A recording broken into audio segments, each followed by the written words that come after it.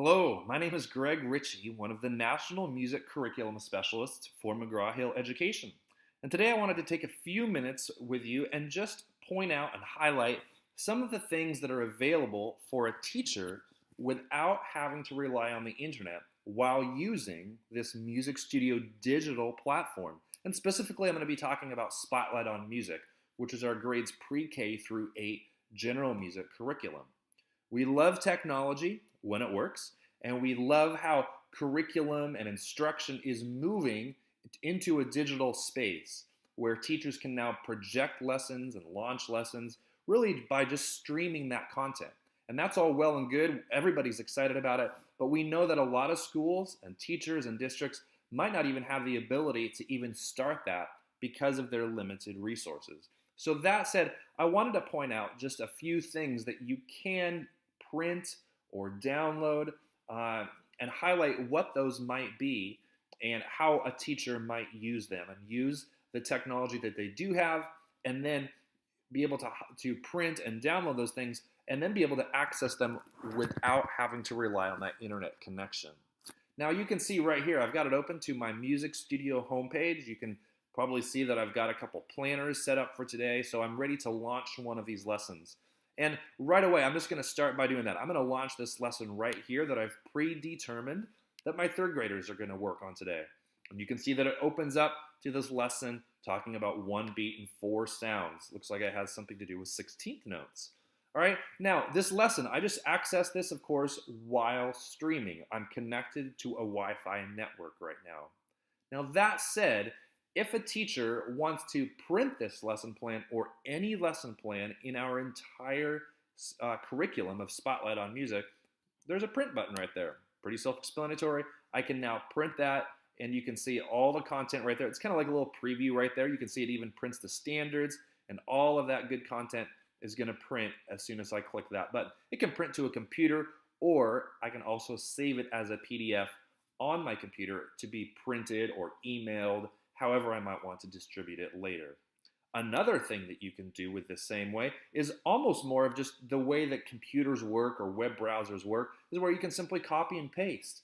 Let's say that I don't want to print the entire lesson plan because I want to do this introduction right here with my students, but I'm going to come down here and I'm not going to do this part right here for the art links. I'm going to save that for another time. I think I will do this part about where we're going to sing riding in the buggy. But let's see, I'm going to keep that piano accompaniment blade. I'm going to close that one. Let's open the ostinato, and just for the sake of time and simplicity, I think I'll keep the rest of them closed. And I think I'll stop my lesson for today. I'm going to stop it right there. So let me just come up here, back up to the top, and I'm going to simply click up here to the left of where it says Lesson 2, and I'm going to drag. You can see that everything's being highlighted, and I'm going to drag. I'm going to find that blade. There's that resource or thumbnail to the resource. So I've got everything copied there, or I've got everything selected there. Now I need to copy it before I paste it. So I'm going to hit Command-C on my computer. I know you couldn't see me do that, but I simply hit Command-C. Now I'm going to go to a Word document down here.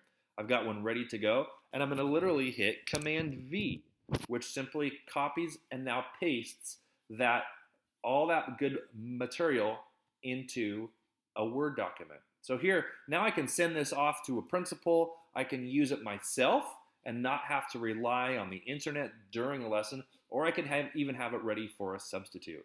Now you can see it's not really the sexiest thing, right? It's not, like there's a little bit of clutter there, but what's great about having it in a Word document is now I can edit any of this that I want.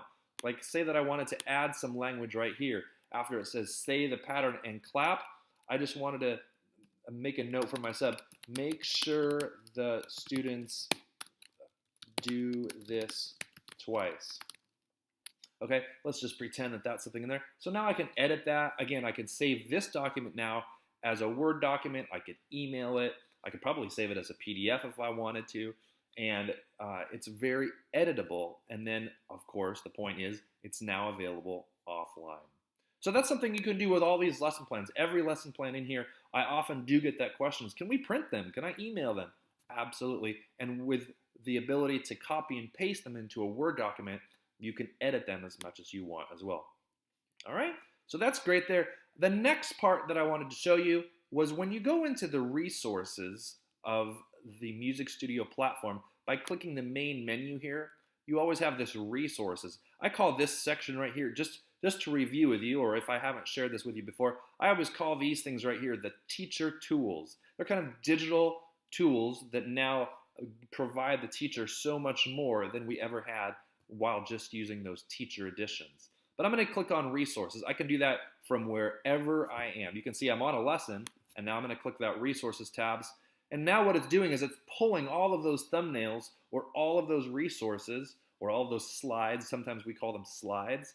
But all of the resources that were within those lessons, like that little instrument one that I just highlighted when I copied and pasted, we now provide access to all of those resources apart from the lessons, which of course, if you don't know it already, this is the way that so many teachers are using Spotlight on Music, is as this resource-based curriculum, where if you're looking for a song that is an African-American song, or is a Valentine song, or is a song that teaches Ta Titi Rest in grade 4, it's really easy to be able to find those songs.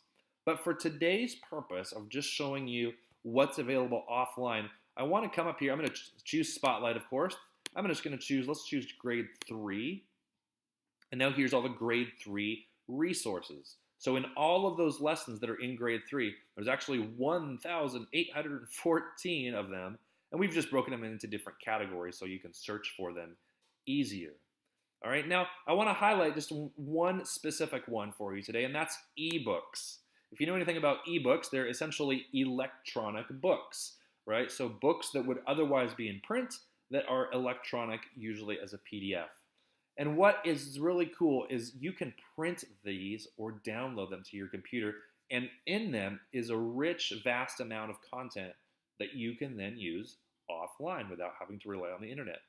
Even for schools that do have a good internet connection and can rely on it, I always encourage those teachers to save these anyway, because then they're just on your computer and you never have to wait for them to load.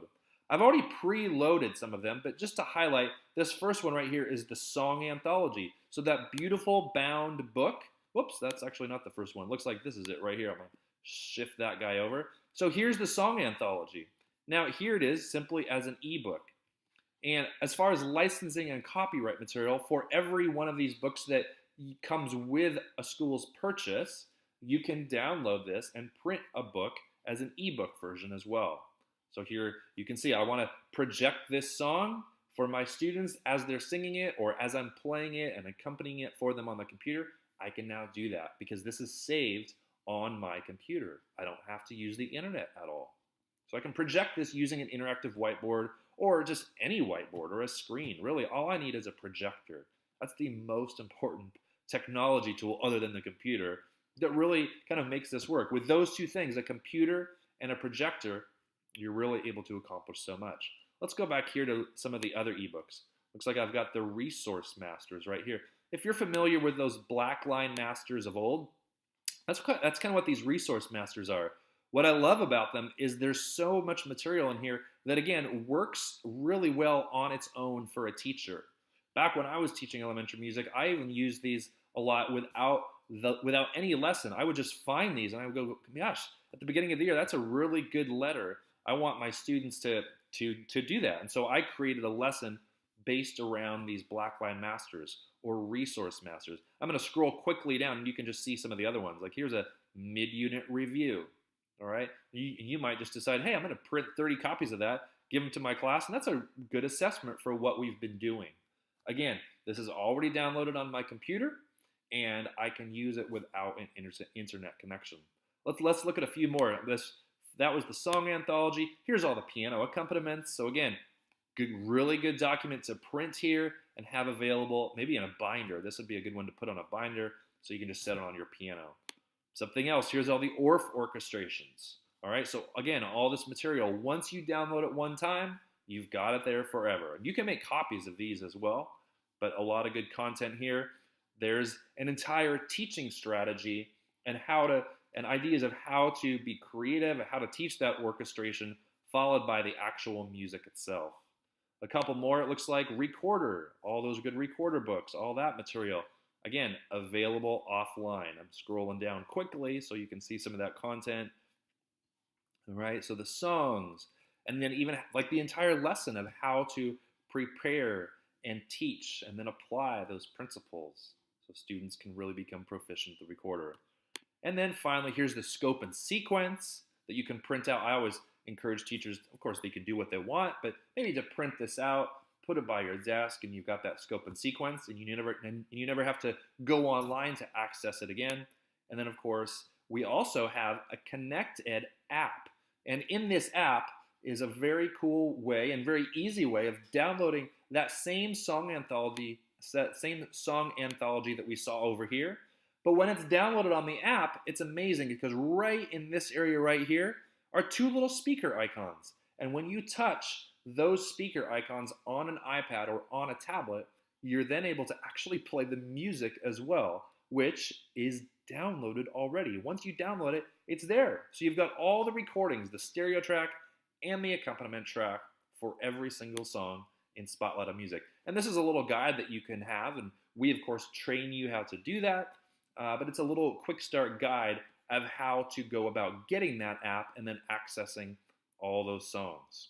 So it's pretty cool. So that was hopefully a decent way or a decent walkthrough of the different ways that the Music Studio platform and specifically Spotlight on Music still allows and provides a teacher ways to access this material while offline.